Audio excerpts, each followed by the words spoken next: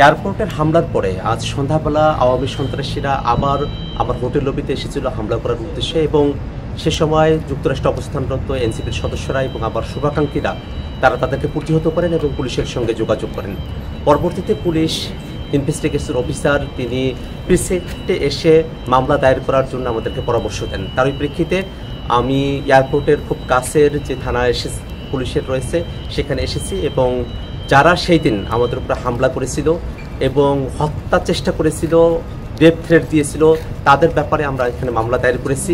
এবং একই সাথে ইউএস পুলিশকে আমরা এই বিষয়টা অবহিত করেছি যে যারা এই ঘটনাগুলো যুক্তরাষ্ট্রে ঘটাচ্ছেন তারা বাংলাদেশে নিষিদ্ধ এমন একটি সংগঠনের সঙ্গে জড়িত, যারা গত বছর বাংলাদেশে গণহত্যা চালিয়েছেন, মানবতা বিরোধী অপরাধ চালিয়েছেন, এবং ইউএনের যে রিপোর্ট সে ব্যাপারে আমরা তাদেরকে অবহিত করেছি।